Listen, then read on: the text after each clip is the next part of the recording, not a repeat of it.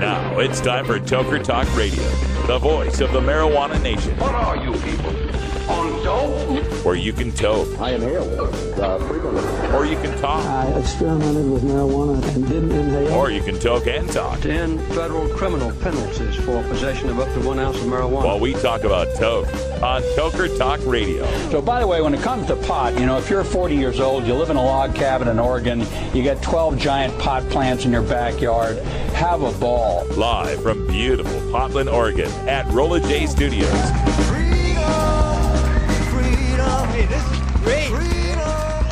Just not cannabis. Plus your calls live at 971-533-7111. They're walking on their pants with their cap on backwards, listening to Enema Man and Snoopy Poop Dog. What's to keep somebody from getting all potted up on weed and then getting behind the wheel? Gateway theory doesn't work.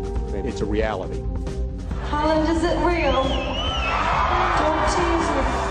We're locking up people that take a couple of puffs of marijuana, and the next thing you know, they got 10 years. And now, here's your host, the guru of ganja graphics, the sultan of sativa statistics, and the worst nightmare of a reefer mad prohibitionist. A polite, perspicacious, productive pothead with a propensity for PowerPoint. Radical Russ Belville. Welcome back, everybody. 2 after here in the Pacific time zone. We got Big Daddy Fink in the house. He's literally in the house, and he's installing new air conditioning for the 420 Radio Rolla J Studios. We're pretty excited about that. It's 79 degrees in the studio right now. We got a hot show for you, not just temperature-wise. We've got backstage footage from Seattle Hempfest. We're going to get right to it, starting off with one of our favorite people in the marijuana movement, Rick Steves. With Russ. Yes, we're here together. All right. I got the shotgun mic now. Yeah, you do. We're here with Rick Steves, the acclaimed European travel writer, and of course one of the big sponsors of Initiative 502 that made Washington one of the first 2 states to legalize adult use of cannabis. Here we are, we're 2.5 years in. What do you think so far? That's right. Well, I think it's exciting. It's actually, to be honest, it's a little bit of the edge is gone now because we won the election, you know, but we have to remind people that we need to be very smart and very patient. It's going to be step by step because we got a long way to go before we dismantle prohibition against marijuana. And of course, Colorado and Washington made 2 very good first strides. Yeah, and with Colorado and Washington passing at 55%, that emboldened other states to take the plunge in 2014, a non-presidential election year. We've got Alaska, Oregon, and Washington, D.C. So you've got to feel pretty good about the momentum. You know, I am so excited. I was just in Poland yesterday. I flew all the way back to Seattle for Hempfest. It's the only thing that gets me home from here early. Wow. Is Hempfest. And in about a month, I'm going down to Oregon, and I'm going to do a little barnstorming tour like I did in Washington a couple years ago. And we're going to talk up the wisdom of legalizing marijuana for adult use, responsible recreational use, and then taxing it. I'm just so excited that Oregon's going to learn from I-502 in Washington, and it looks very good that Oregon and Alaska will be legalizing. So it's kind of cute to be able to say the lower 48, but now it'll have to be the lower 46 after this next election. There we go. And also, just north of us in Vancouver, BC, Mark Emery has been returned. Big news. To BC, and so we'll legalize Alaska. Washington's already legalized. Yeah. We got just surrounded British Columbia. Well, we need Canada to get on board. I remember when I first got involved in this, Canada was courageous and an inspiration. But a lot of arm twisting behind the scenes goes on, and it's scary to stand up for the United States government when you've got serious economic concerns and so on. And our government plays hardball with other governments when they want to get progressive on marijuana. But now when our own states are starting to legalize, it makes our government have a little tougher time saying, you can't do this, and they'll just turn around and say, well, your states are doing it. Why can't we get smart on drug policy and stop locking up people for enjoying marijuana as responsible adults? Yeah, we've heard that from the South American countries. Some of the Central American countries are speaking out saying, how can you be so tough on us to get tough on drugs when you're legalizing in a couple states? When you're traveling Europe now, there got to be some people that kind of know the association of you and 502. So what are they saying in Europe about this? And is this leading to more progressive change in European law? You know, we used to be behind Europe, and now it's interesting. I was just in Denmark, I was just in Amsterdam, I was just in the Czech Republic. 3 countries that are all very involved in the whole marijuana issues. and all of them are now looking to the United States, specifically Washington, Colorado, for inspiration and ideas. We all are getting track records, and you know, you can. Everybody has their own agenda, and there's a lot of fear mongering, and $1 billion worth of government misinformation in the form of advertising and wiring our brains as Americans. But when you have a track record, you really can't argue with a track record. And Colorado has a track record. Amsterdam has a track record. Portugal, which legalized the consumption of all drugs 10 years ago, has a track record. And we're realizing that this gateway effect thing is a bunch of baloney. We're realizing also, which is something I've been making the point right from the beginning, is that I do not think use will go up a lot if we take the crime out of the equation. You just won't have to be a criminal to smoke pot. And I just think that's something that a lot of people are going to realize, is that, you know, the whole country's not become one big Hempfest. It's just those who want to smoke pot can do it, and those who want to go to race cars can go to race cars, and those who want to go to chess club can do that. Why not? I mean, everybody has their own passions, and, you know, cannabis can be right in there. Yeah, as one of those consumers, I got to say, for me, it's the selection and the convenience and the quality and the purity, knowing that you know, it's not laced or something, it's not tested and so forth. So it's been a great experiment so far. We're seeing great numbers out of Colorado with youth use down, crime down, no DUI's not up. Yeah, you know? yeah. And even use is not up. It hasn't spiked.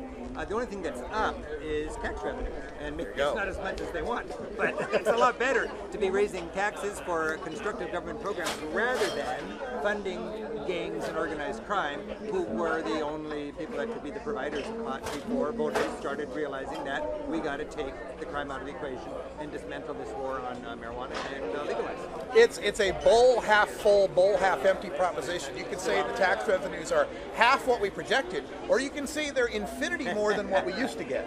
That's true, yeah. Exactly. There's Rick Steves Europe, ricksteves.com for all the information you need to know. Normal.org. And normal.org, of course, for the marijuana information.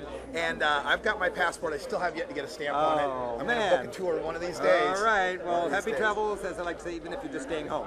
Right on. Thank you, Rick. Have a great show. Yep.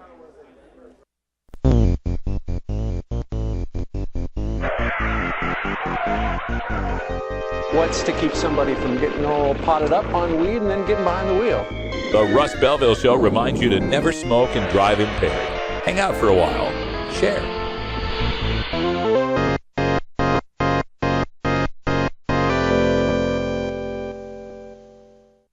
.420 Radio, the activist radio station.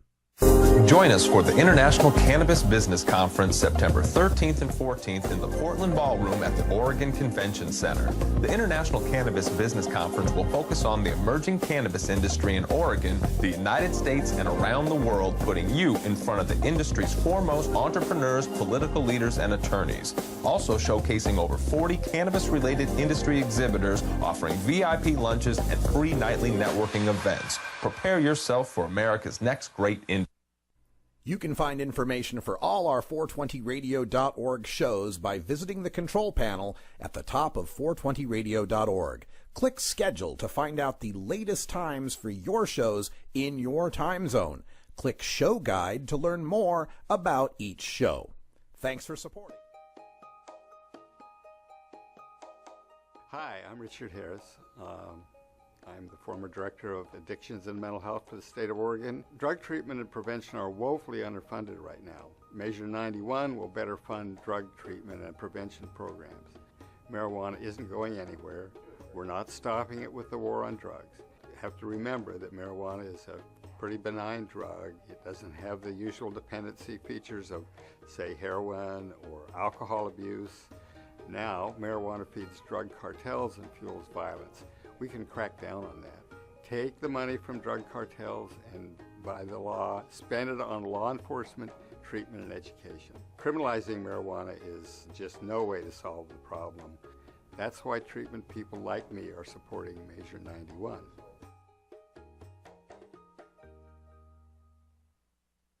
We're here with Joy Beckerman Maher and Doug Fine, two of the most informed people on industrial hemp on planet Earth. Welcome back to the show, guys. We're backstage at Main Stage, Sheriff Parker Main Stage at the Seattle Hempfest. And Doug, I know that you've been traveling and researching and getting us the newest information about hemp. What is the newest thing you learned that we should tell our audience about? Two things. One is the rest of the world is not doing all of hemp's applications in one spot. We can do that, the upside of prohibition. And the other one is 3D printing. I'm really excited about replacing plastics and toxic things with natural fibers. That's excellent. How about you, Joy? What are the latest things you're excited about? Well, the 3D printing, graphing. Have you heard the hemp graphing yet? Yes. Nanotechnology. This is where, folks, legislation is going to really happen. It's the nanotechnology, I think, and again, the petrochemical bioplastic replacements and fuels as well. I did also want to say that Andrea Herman is actually the most knowledgeable female about hemp on the planet, and we love you, Andrea. But she's not here. She's not. We wish she was. We wish you were here, Andrea. She's been here before. Indeed. We are trying to get industrial hemp formally legalized here in the state of Washington. We have formally legalized the drug cultivar prior to the industrial cultivar, so we thank Doug for coming, and we thank you always for being here and spreading the good word. We can't lawfully plant an industrial hemp seed in the state of Washington yet, guys. That's the strangest thing that we get legal marijuana before we get legal hemp. Who'd have thunk? You know, way around. You know, I think in retrospect, we're going to look back, in the future, we're going to look back and feel that that was important, that actually it was psychoactive cannabis that drove hemp, because in many ways it's erased the lines that many people on the hemp side felt that they had to delineate, when in truth they appreciated all varieties of the plant. Yeah, I've often said that, hemp's not illegal because marijuana's a drug. Marijuana's illegal because hemp's an oil. Thank you. So I think that's what's going on here. And when you brought up, on Tuesday, we played a press conference for the American Chemical Society, their annual conference, where they did it's like an 18-minute press conference on replacing graphene, like you were talking, the nanotechnology, the supercapacitors. Yes. Replacing graphene with hemp as a supercapacitor. They said it's almost as good as graphene, but it's so much cheaper. I thought they said it's only slightly better. Slightly better, that's but it, yeah. 2,000 times cheaper. 2,000 times cheaper, yeah, that was it. Slightly better and 2,000 times cheaper, and it's just ridiculous that we're not doing this. Check out Doug Fine's excellent books out there, Too High to Fail and Hemp Bound, right? Dispatches from the next agricultural revolution. These guys. And Joy Beckerman Maher, she's with so many groups, Normal Women Washington. I'm actually president of the Washington State chapter of the Hemp Industries Association and president of Hemp Base International. All right, we're having a good time here. And I have to say at the end that this is we started off like we were posing for a still photo here, and it's the only interview that I don't know about you guys, conducted with my hugging other people. That's right. Hempfest does that. Hempfest promotes affection. We're all about love here. Seattle Hempfest 2014, Sheriff Parker Main Stage, Doug Fine, Joy Beckerman. Thank you, brother. I'm Radical Russ. We're out of here. Thanks, gentlemen. Thank you. Things going on that he's going to be telling you about. Come on, give it up for Urb Thrasher. Hey, what's up, everyone? What's going on out there? You're singing out loud. Right on, man. I want to give a special congratulations to the previous speaker, Joanna. We were actually at the VIP party Friday night, and her and her partner, Stitch, they won the Hempfest Freedom Fighter Award, and that wasn't mentioned, and it definitely needs to be mentioned because it's people like her and you, it's why Washington has carried so far, and we're legal now here in this state, and I know everyone is not satisfied, and we shouldn't be satisfied. That's how we work. But in Oregon, which is where I'm from, Portland, you guys, what about Big Mac and J-Dub? Those dudes rocked, huh? Fuckalicious right there. Yeah, I took their first email about 3 years ago, dude, and it's so great to see them on the stage funking it up. They're great activists. But in Portland, we're going to be going legal in 2014, and I'm going to be able to grow 4 plants in my house. Yeah! Yeah! That's awesome right there. That's big time stuff. And you guys helped us get to that point. We're not there yet, so we need your help. We're going to be voting in November. And if you guys can just keep speaking, keep supporting us, keep doing what you do, maybe send $10 to Oregon this year instead of Washington, you guys can come back in the year and have 8, 12 plants. Who knows what you guys can have. You guys can one-up us, which that's be great. That's how we work. We take baby steps in this community, but we do it ourselves. That's how we do. Right on, guys. I'm Urb Thrasher, and I'm also a cannabis business owner. I have a company down here at 425, and I'm Urb H Designs. We have gifts and apparel. We love hemp. You guys ever heard of hemp? Anyone wearing hemp? Hemp? Yeah. I know Porkchop's wearing hemp. He knows hemp. Right on. We definitely support hemp is an important deal, and we definitely need to keep supporting and keep moving forward with hemp. I also host a show on 420radio.org. We love rock, and we love weed, and we put that together, and we love this cannabis community, and we take care of you, so you guys definitely keep moving forward. Freedom is the name of the game. It doesn't matter why you smoke weed. I really don't care, man. Let's put together medical and recreational. The history of marijuana in 4 minutes and 20 seconds. 5,000 years ago, the Chinese Emperor Shennong used marijuana. He wrote about its medicinal values. It helped gout, malaria, and rheumatism. Ironically, it was also a cure for absent-mindedness. Over the millennia, use of weed spread to the Indians, dots not feathers, who used it recreationally. Europeans were smoking the herb by 500 AD. The Muslims also like to get stoned. The Quran bans the use of alcohol, so they created hashish, its use spreading through Persia and North Africa in the 12th century. Thanks to the Spanish, marijuana crossed the Atlantic in 1545. Olé. The English brought weed to Jamestown in 1611, where it became alongside tobacco a commercial crop. Its fibers used for rope, cloth, and paper. George Washington and Thomas Jefferson were both marijuana farmers. Jefferson wrote the Declaration of Independence on paper made from the plant. The first American flag was woven from marijuana fibers. God bless America. Between 1850 and 1942, marijuana was listed in the United States Pharmacopoeia. And just as Emperor Shennong had realized almost 5,000 years earlier, it could be used to help with rheumatism, along with relieving nausea and labor pains. During this time, cotton overtook marijuana as the major cash crop in the southern United States. In 1910, the Mexican Revolution brought many immigrants to the United States. They brought with them recreational marijuana use. Anti-immigrant sentiment sparked the first legal attacks against marijuana, and in 1913, California became the first state to make pot illegal. In the Roaring '20s, cannabis really hit its recreational stride. Jazz musicians and showbiz types were the main users, spreading its use through clubs called tea-pads sprouting up in cities around the country. These clubs were not initially considered a threat, as patrons caused no problems in the community and the drug wasn't illegal. This soon changed as racism again raised its ugly head. The white establishment believed that marijuana was causing white girls to sleep with black men and breaking down the social order. By the 1930s, the U.S. Federal Bureau of Narcotics claimed marijuana was addictive and that it was a gateway to stronger narcotics. In 1936, the infamous and now cult movie Reefer Madness was released, financed by a church group. Who else? The movie claimed smoking marijuana would lead to manslaughter, suicide, rape, and insanity. By the 1950s, marijuana became part of American high culture, with Beat Generation writers and tokers like William S. Burroughs, Jack Kerouac, and Allen Ginsberg forming the vanguard. The 1960s saw marijuana break on through to the new countercultural mainstream, smoked by hippies, dropouts, war protesters, students, and the Beatles. It became an enduring symbol of rebellion against conformity and authority. Insanity took hold of the U.S. Congress in 1970 when they passed the Controlled Substance Act, the law that classified heroin, LSD, and marijuana as Schedule I drugs. In 1975, the Mexican government destroyed the entirety of its country's marijuana crop. Colombia became the main weed supplier to the U.S., and the drug cartels were born. During the Reagan-Bush years, the war on drugs created a zero-tolerance policy for marijuana use. Mandatory sentencing for possession explodes the prison population. Millions of young men, mostly black and Hispanic, are incarcerated for nonviolent drug-related crimes.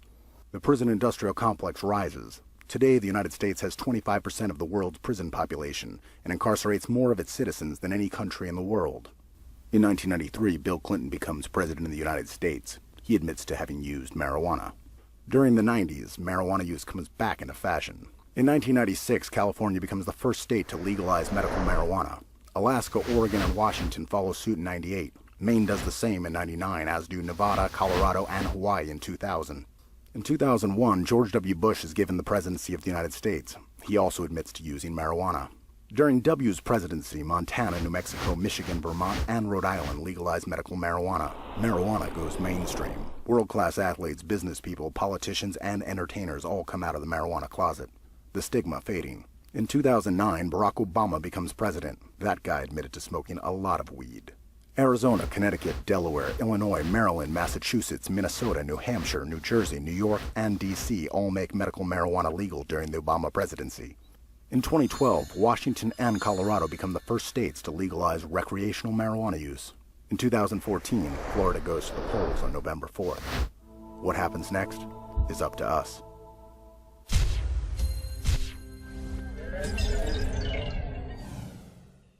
Fantastic upload from 420 today. The history of marijuana. Maybe we should start at 420, right? Marijuana reference. Oh, yeah. That means it's 420 here in the Pacific Time Zone, the home of the world's best marijuana. Big Daddy Fink's installing an air conditioner behind me. We're actually going to bring the temperature down here in Roller J Studios. That's a beautiful thing. We got to do better on our safety meeting, though. I banged up my finger. I guess we're going to have more safety meetings. Be back with Electric Bob after this.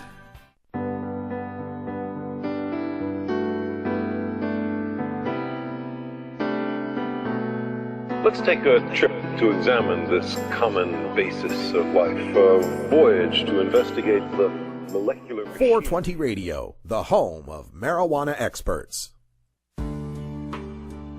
The International Cannabis Business Conference takes place September 13th and 14th at the Portland Ballroom in the Oregon Convention Center in Portland, Oregon. Featured speakers include Oregon Senator Floyd Przansky, U.S. Congressman Earl Blumenauer, Daily Dish blogger Andrew Sullivan, author Doug Fine, and Harborside CEO Steve D'Angelo. To learn more, visit our website at International I don't use marijuana, but as a teacher of 36 years, I can tell you lots of other people use it. I don't believe in prohibition. I don't think it works. Prohibiting it hasn't stopped anybody from getting a hold of it. I would like to see it regulated so that maybe kids can't get a hold of it so easily. I know they get a hold of it now very easily. I support a new approach to marijuana. I support legalizing it. It's with us. It's not going to go away. And if we can get money through the taxation, we can also educate our kids about it.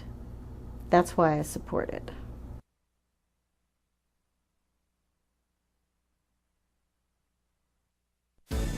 At Herbie's Cannabis Seeds, we pride ourselves on bringing you the best quality seeds from the world's most respected cannabis seed producers, all at the lowest online prices. You can find Herbie's Seeds at herbiesheadshop.com. All cannabis seeds are sold as souvenirs and as a means of preserving cannabis genetics. Herbie's Seeds in no way intends to condone, promote, or incite the use of illegal or controlled substances. We strongly urge all prospective customers to check their national laws prior to placing an order. Herbie's Seeds at herbiesheadshop.com. Proud sponsors of The Russ Belville Show and 420 Radio.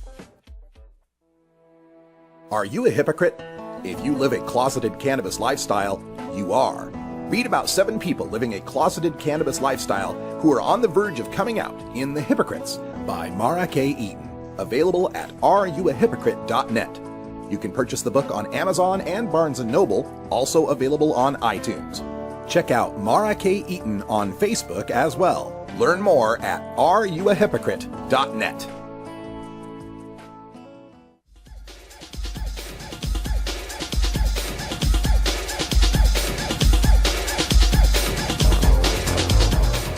Everyone knows music and marijuana go together, so let's wind up our 20 after break with the Russ Belville Show's Daily Toker Tunes, the best in pod-safe 420 music from around the web. Today is Electric Tuesday, featuring the latest in electronic dance music and other cutting-edge genres.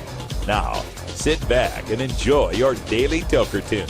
Welcome back, everybody. Just about 24 after the hour, and we're back from Seattle Hempfest, and they've got a stage at Seattle Hempfest. They call it the Bass Drop Stage. One of the people backstage, though, was calling it the sis stage, as in the music goes I said, okay, that'll work for me. We got Electric Bob on the line from Arizona. How you doing, Bob?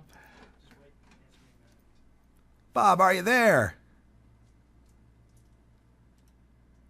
Oh, we got no Bob. He's on the connection, but I think there's an internet problem between us, and I'll see if I can dial him back up and get him on the line. Let's see here. Let's not try the mobile phone. Oh, here it comes. There we go. Bob, do we got you? Yeah, can you hear me? Yeah, we got you. How are you, man?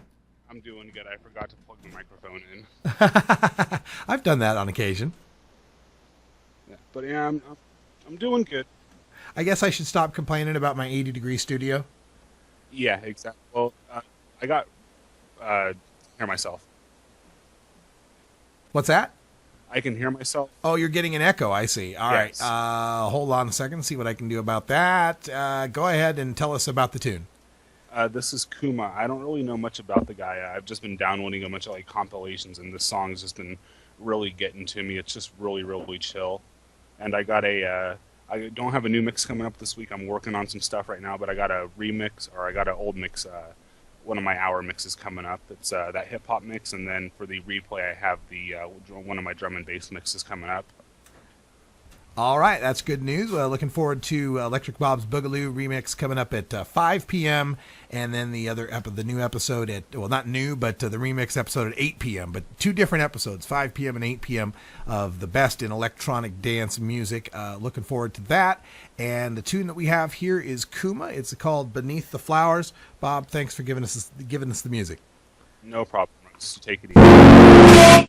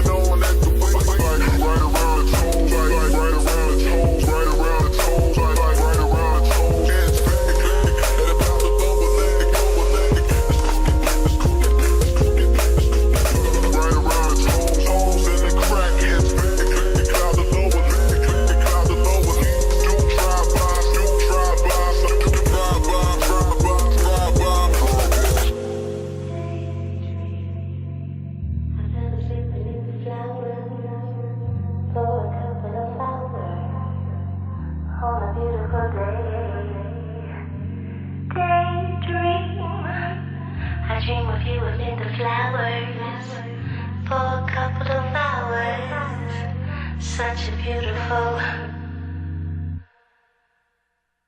420 Radio, fighting prohibition since 2012. You know Urb Thrasher from the Urb Thrasher Flower Hour. Now get ready for Herb Age Designs for the proud cannabis consumer.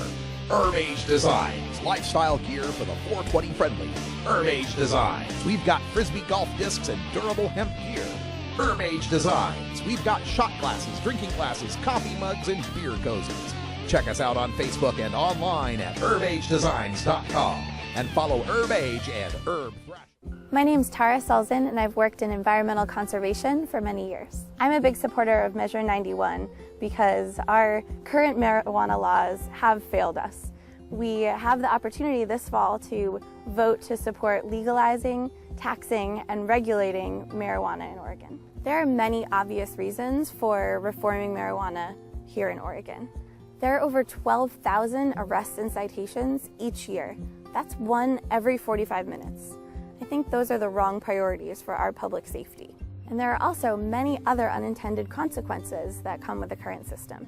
By treating adult marijuana use as a crime, we're forcing those who grow marijuana to exist in the black market. That means they go out into our natural areas, wilderness, and forests to grow marijuana. These illegal marijuana grows pose a serious environmental problem because they don't belong in our forests and natural areas. They remove vegetation, they harm our habitat, and they hurt wildlife.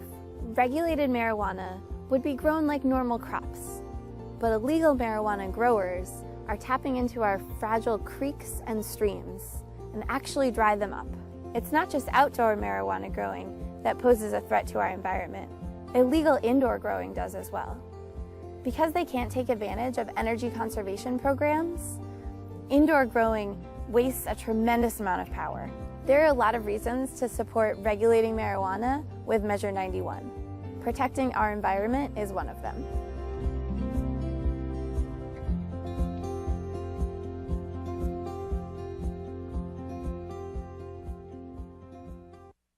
.420radio.org is proud to replay Marijuana, Compassion, and Common Sense with Lanny Swerdlow, RN, from the Inland Empire, California. Lanny Swerdlow is one of the top nurses in the field of cannabis medicine, and he brings his knowledge to the Southern California airwaves on KCAA Radio in Loma Linda. Catch the replays here Tuesdays at 10 Pacific on 420radio.org. The Marijuana Business Association, or MJBA, are proud sponsors of the Russ Belville Show. It is the mission of the MJBA to establish integrity and legitimacy, create common market standards, provide market intelligence, and develop best ethical business practices for participants in the emerging legal marijuana industry, including commercial hemp, medical marijuana, and recreational marijuana for adults. Learn more about the Marijuana Business Association and visit mjba.net to join today. That's mjba.net. The law offices of Omar Figueroa would like to remind you to stand up for your rights. If you are detained or arrested, treat law enforcement with respect and stand up for your rights by repeating, "I respectfully invoke all of my legal and constitutional rights. I do not consent to any search and seizure. I want to remain silent, and I want to speak with my attorney." Please contact the law offices of Omar Figueroa at 415-489-0420 or 707-829-0215 or on the web at... Thank you so much. Hi, my name is Radical Russ Belville. I'm the host of the Russ Belville Show, live every weekday, 3 p.m. Pacific time on 420radio.org. We do news, interviews, events, analysis, rants, opinion, new music, every single weekday. We're also available as a podcast on iTunes and Stitcher, streaming live on Ustream and TuneIn Radio on your smartphone. So that's where you can find more of what I'm doing. But I gotta tell you, he did mention this has been a lot of Hempfest that I've done. It's great to be here at the third day of my 10th Hempfest. 10 years at Seattle Hempfest. Does it feel good? Feels good being legal too, I gotta tell you that. I got arrested this year for the first time ever. First time ever smoking pot since 1990. First time ever I had to deal with the man. Got arrested, put in handcuffs, put in the back of a squad car, driven to a cinder block and plexiglass room to be secluded from the rest of humanity because of the danger that I had weed on me. Not much more weed than this. That's legal right here in Seattle, Washington, right here in this entire state of Washington. You know, sometimes when I do these speeches, a lot of people would be, saying, "Hey, register to vote. You got to register to vote." Oh man, I don't want to register. That doesn't mean nothing. Doesn't mean that. Hey, it means something. We changed the law. We made it legal. And this is so important because the war on drugs and the war on marijuana itself is just the symptom. It's just what we see. It's the tip of the iceberg into what's really going on here in America. Have you guys been checking out the news this week and checking out what's going on in Ferguson, Missouri? You seen that where they got riot cops on the streets and armored vehicles, and they're lobbing flashbang grenades and tear gas at peaceful protesters that were upset that the cops gunned down yet another young black man in the streets? I saw that and I thought, oh, hey, look, It's all the armor and tear gas and stuff that they've been using against peaceful pot users for a decade now. You've heard the story of the young kid, right? Where they had the SWAT raid, they threw in the flashbang grenade, it ended up in the kid's crib, blew a hole in the kid, severely burned him, 3rd-degree burns. In the headlines, they call that a botched drug raid. There ain't nothing botched about a drug raid. There ain't nothing botched when you're sending in paramilitary troops using anti-war tactics against peaceful people, their children, shooting their pets because they chose pot over booze or pot over pills. They made a smart choice. They made a sensible choice.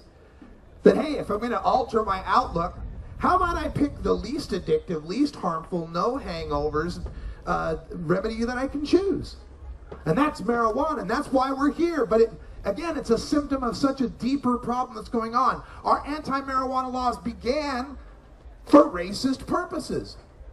They picked the word marijuana because the people of America knew what cannabis was, and Americans paid taxes in hemp for 200 years. You couldn't ban hemp.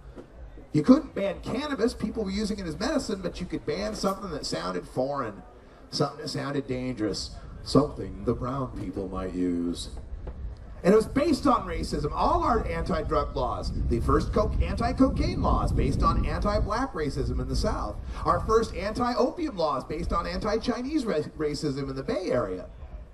And it continues today. Not only that we see in the states that haven't legalized yet, you know, that they still arrest black people and Latino people at 2, 3, 4, up to 8 times the rate that they arrest white people, despite the fact that we all use pot and other drugs at about the same rate. About the same rate.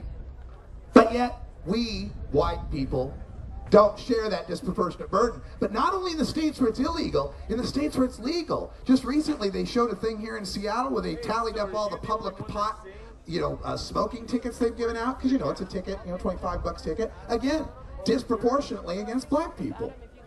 So it's these ingrained habits in our law enforcement, ingrained habits in our culture that the war on drugs has just been a symptom of.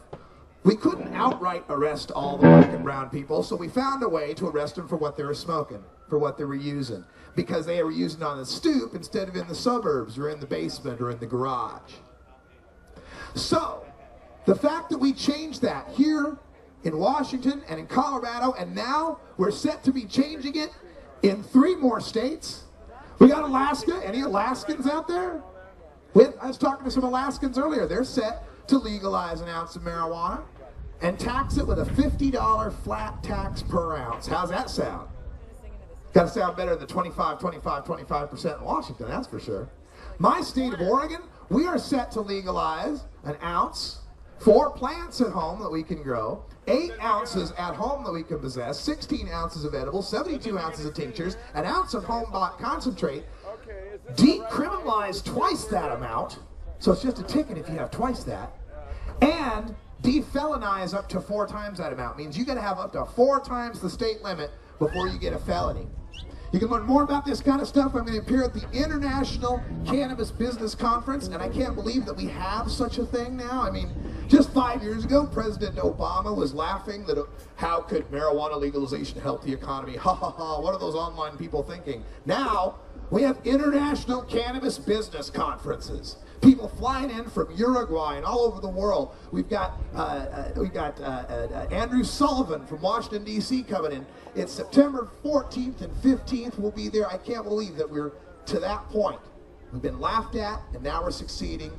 And it's been 10 years here at Hempfest. It's been a joy and a pleasure to see this change. In 10 years, we've gotten 13 more medical states. We've got 11 new CBD states, 8 new decrim states, 2 legalization states, and 3 more to come. I'm Radical Russ with 420 Radio. Thank you. Come on, give it up for Russ. Thank you.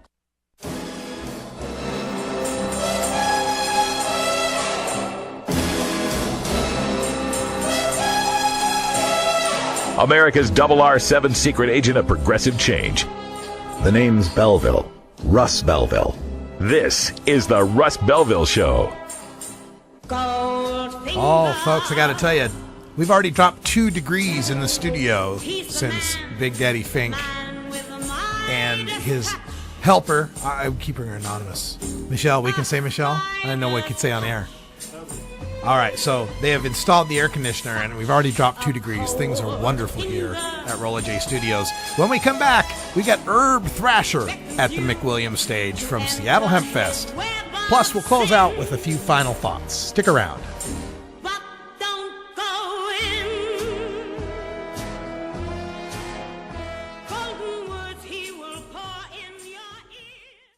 420 Radio, your ticket to the Boston Freedom Rally.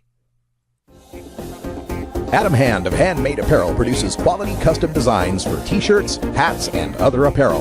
Handmade Apparel is the official design shop for 420 Radio, among many clients who rely on Adam Hand for everything from short-run custom projects to full-run clothing lines.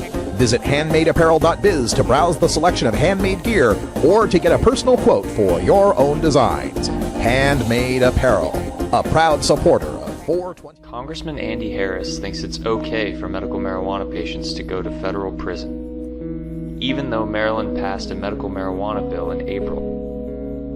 On May 30th, Congressman Harris voted against an amendment to respect Maryland laws and protect Maryland patients. Why would Congressman Harris vote to send patients like this to prison? 72% of Maryland residents support medical marijuana. Is Congressman Harris out of touch with Maryland? When you are starting up a medical cannabis business, you want a fired-up lawyer who understands the needs of cannabis consumers. The Law Office of Lauren Vasquez is your fired-up lawyer for the cannabis industry. Visit her website, fireduplawyer.com, or call 1-855-MMJ-LAWS for more information. That's 855-665-5297 for Lauren Vasquez, your fired-up lawyer, or email firedup. Here's Urb Thrasher. Let's hear it for him. Hey, what's up, guys? McWilliams stage. Appreciate Steve Fun right there. He's the captain of this stage. Been doing it for years.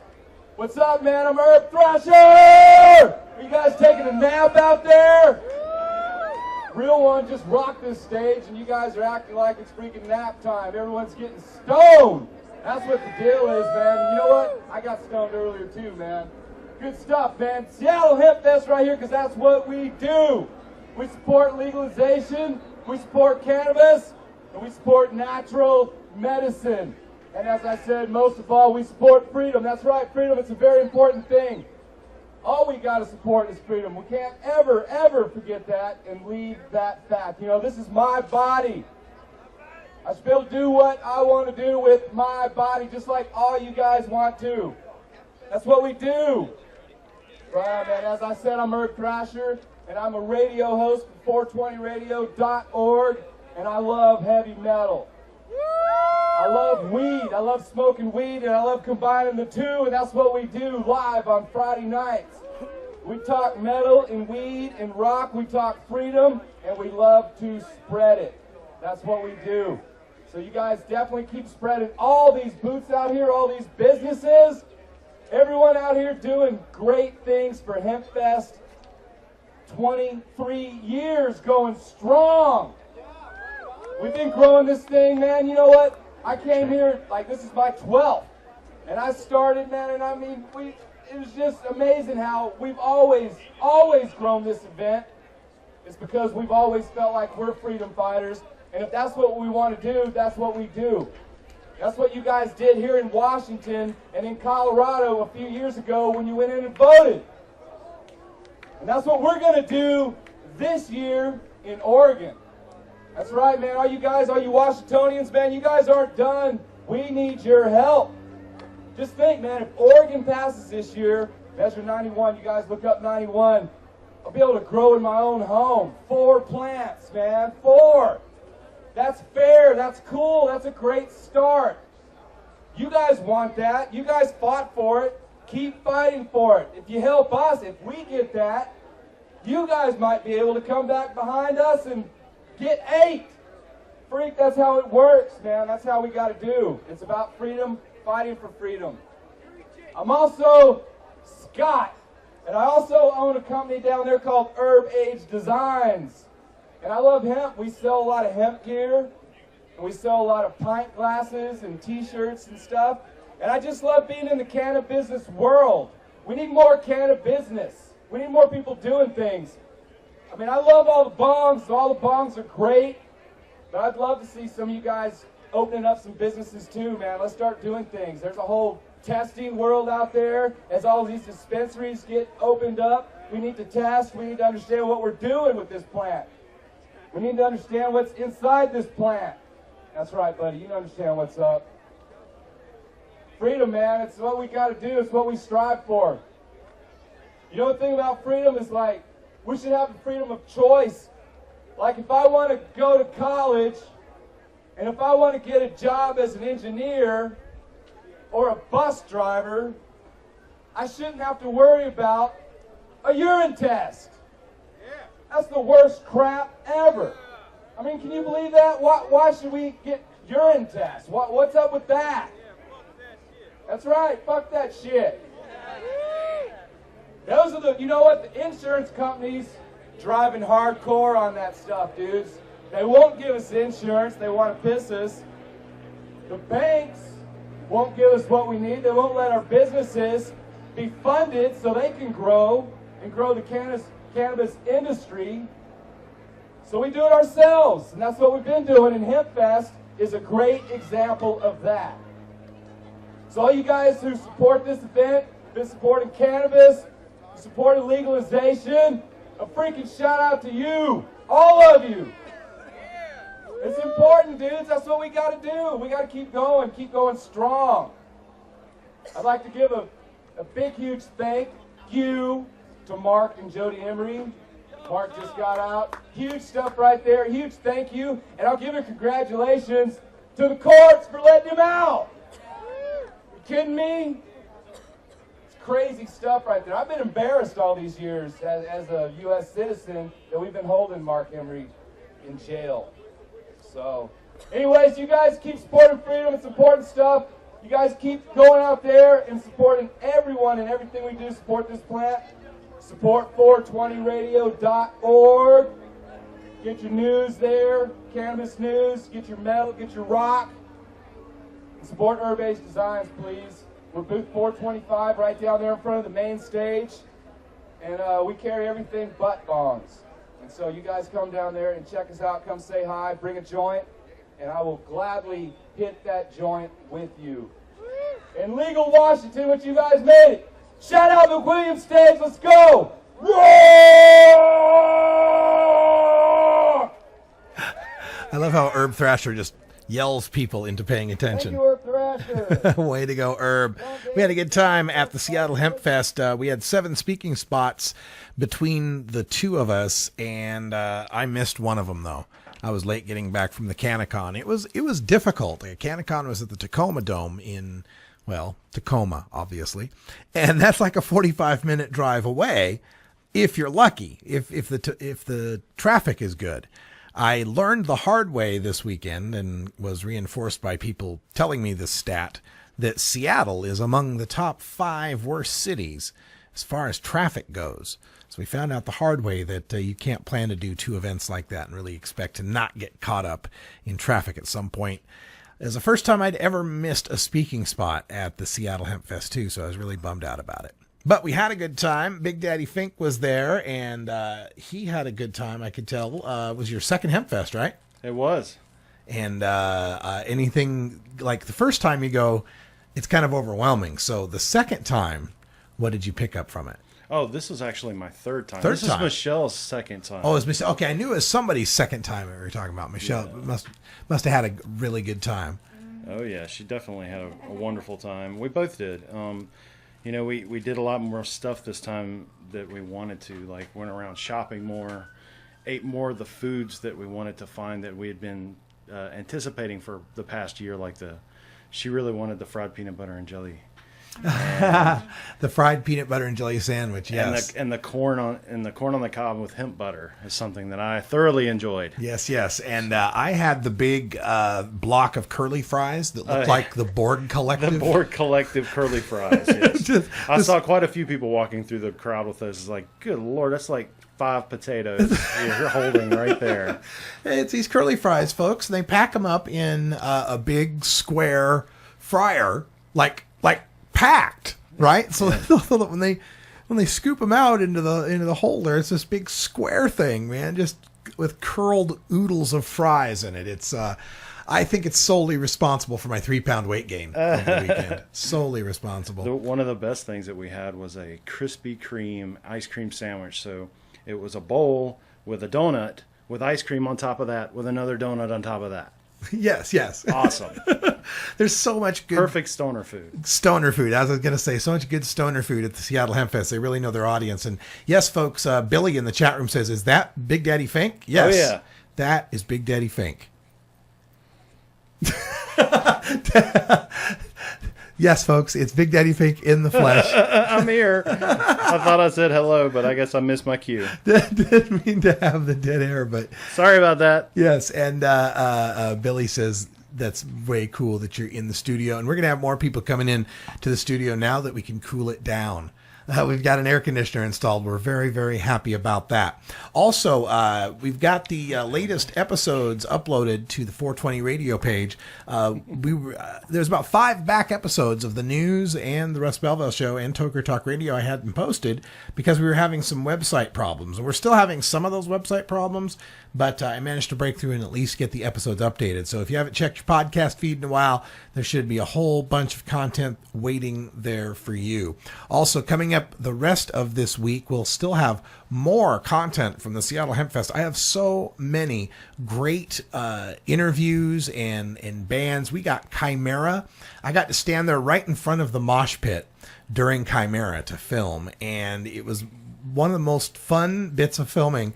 There was one point I sure hope I have this guy on video, but there was one guy there who was missing the bottom half of his left leg and had a prosthetic, one of those newfangled, super cool metallic prosthetics, right? Mm-hmm. Right there in the pit, man, just moshing with the best of them, man. Just like that guy got it going on, man. So we got that video with Chimera. We've got Chief Greenbud playing on the main stage at 420. And folks, it was just a packed. I posted my pictures today. If you follow my Twitter feed at Radical Russ, I posted a link to my pictures from Seattle Hempfest. I got a couple from behind Chief Greenbud as he's playing, looking out over the crowd.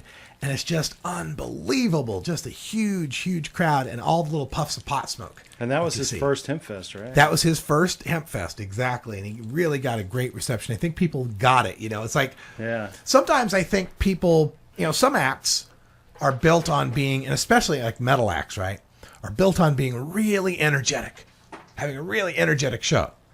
But Hempfest is laid back. Everybody's high as hell. So, you might mosh a little bit. You might funk out a little bit. But really, you're going to sit there and listen to music mostly, right? You're just going to chill. Yeah. And so you get to Sunday, 420, everybody's gotten high for 2.5 days straight. Last 2 days are like nice, warm, hot, Seattle day. And, plenty of vitamin D and ultraviolet rays mixing in with THC. And you get Chief Greenbud up there playing, nice, mellow, funny pot songs. And the crowd really ate it up. So we're going to get that cut up. We'll play Chief Greenbud coming up later this week as we continue our Seattle Hempfest highlights. Also coming up on the highlights this week, we've got Betty Aldworth, one of the National Cannabis Industries Association, speaking on stage. We got Bradley Steinman backstage, Adam Eidinger from Washington, D.C. that will be showing. We've got 3 different Doug Fine speeches. It's the best of Doug Fine. It'll be wonderful. We got Douglas Hyatt and more in Guyo Belam. Fritz Chess, one of the first guys to have ever done extraction and tried to sell extraction tools through, I believe it's High Times Magazine. Dr. Keith Saunders from Boston was back in his green tutu. You got to see that. Joe Grumbine and Kristen Floor from The Human Solution, working to highlight the plight of pot POWs. They had a couple of great speeches. We'll be putting those up online. Governor Gary Johnson was excited as hell at the Seattle Hempfest main stage. He's now the president of High. That's right, the president of High, H.I., marijuana-infused candy company, I believe, lozenges and such. So he was there on the main stage, former governor of New Mexico. We also had Joy Beckerman Maher. We had Carrie Boiter, great Washington activist, Washington State Americans for Safe Access chapter. Kyle Cushman. Kyle Cushman had a great speech telling people to not become dab heads. It was very interesting how that went over. Lindsay Reinhardt, our friend from Idaho, was there as well. And also Mac and Dub, with their new band, The Smokin' Section, tore it up. Just tore it up on the Sealy stage. I can't wait to play that for you. Our good friend Madeline Martinez was there. Michael Kravitz from Veterans for Medical Cannabis Access, a frequent guest on our show. Nurse Marcy Cooper, the point of view from a nurse working in the cannabis industry. Real One Reefer Madness, more hip-hop. We got a great reggae band. Representative Dana Rohrbacher, we played already on Monday's show. You can get that upload at the Radical Russ YouTube page. There was also Sarah Frank from Moms for Marijuana, Trista Okel, Troy Dayton from the Arcview Group. We've also got some Urb Thrasher interviews, Vivian McPeak on the main stage, and more in our Seattle Hempfest coverage. Also this week, we'll bring you some coverage from CannaCon from Tacoma, Washington. And at CannaCon, we got interviews with a lot of vendors. Really quick 1-minute interviews that Big Island Zane took care of for us. We'll bring those to you, plus some personal interviews at the MJBA booth and a walkthrough at a really, really cool classic car show that was going on across the street. So lots of video highlights coming up all the rest of this week on 420 Radio, on the Russ Belville Show. Thanks for joining us. As we wind out the rest of today, just want to talk a little bit about what's going on still in Ferguson, Missouri. We're hearing more and more reports coming out. Today there was a man who was shot and killed, and even the bystanders are saying this was suicide by cop, that this guy had a knife and had it over his head, was coming at the cop saying, shoot me, shoot me. You know, so now we're getting the repercussions of mental illness. We're getting the repercussions of the media that are showing up, and everybody, you know, the people who just want to get on TV. Police, you know, people are saying that a lot of the folks that are coming from out of state, even that are, you know, stirring up trouble now that Ferguson is kind of representing a flashpoint in American history. And unfortunately, I think it continues to obscure the real problem here, and that is the disposable nature of young black males in this country, that the way they're treated and looked at, and how the drug war has helped to establish that, how marijuana being illegal has been the little key that unlocks the Constitution to allow the profiling and harassment of young black men in this country. The arrest records show it. The stop and frisk records in New York City show it. This is no surprise to those of us who have been working in drug law reform for a few different years here. And it's going to continue until that's addressed, until we come to a point in the society where we address the inherent and not always conscious racism that's going on in this country. And I really believe fighting for the end of marijuana prohibition is a start to that. I've always thought that, even before Ferguson was going down. You've heard me on this show for years say that we can't begin to heal racial division until we take away these tools that are used to circumvent constitutional rights. And that tool is the drug war. It's this 1033 program that we've seen. The program that's gifting all of this military surplus to our police agencies that use them on SWAT raids to go get people that are growing marijuana plants or selling marijuana, or just sometimes at the wrong address. It's no surprise to those of us who have been working in drug law reform for 10 years now. So keep that in mind, that this is a tapestry, and this drug war part is a large part of it. It's a large thread in this deeper issue that we're dealing with in America. Well, we can get through it together, and hey man, can't we all just get a bong? That's all the time we got. Thanks for joining us. For Big Daddy Fink and Michelle, who put in this wonderful air conditioning system, I'm Radical Russ. Until next time, take care of each other, tokers.